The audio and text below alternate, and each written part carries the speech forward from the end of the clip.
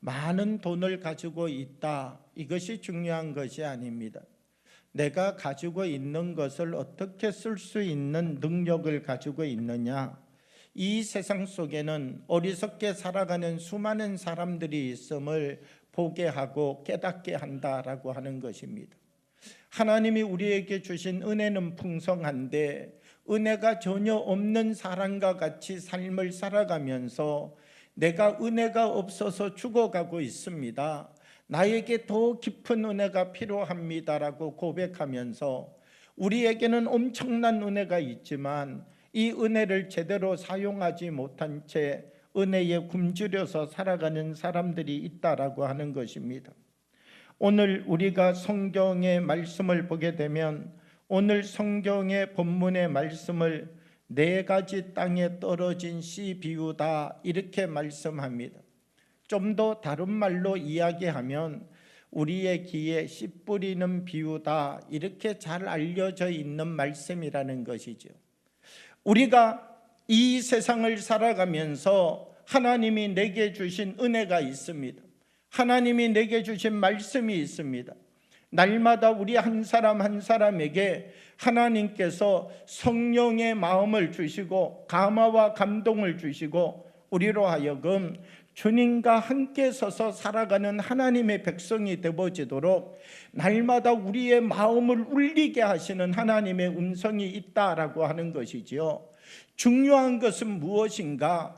우리가 할 수 있는 능력이 있음에도 불구하고 능력 없는 사람처럼 살아가는 것이 책망의 조건이 되고, 바로 그것을 보신 예수님께서 악하고 게으르다라고 말씀하고 계시다라고 하는 것입니다. 왜 도대체 농부는 씨를 뿌리는 것입니까? 농부가 씨를 뿌리는 이유가 어디에 있습니까? 열매를 맺기 위하여서 씨를 뿌리는 것이지요. 내가 하나님의 말씀이 떨어졌는데 이 말씀이 42년 동안 계속 자라고 있다. 그것은 그 나무만 보면 알아요. 그 나무가 어떤 열매를 맺고 있는지 보면 42년 동안 어떤 열매를 맺고 있는지 그 열매를 딱 보기만 하면 몇 년 된 나무인지 알 수 있다는 것입니다. 하나님의 한 말씀 한 말씀, 이 말씀이 우리 가운데 임할 때마다 말씀이 더 깊이 자라날 수 있도록 그 하나님의 말씀을 주야로 묵상하면서, 하나님, 이 말씀이 오늘도 나의 이 연약한 부분을 넘어서게 해 주십시오.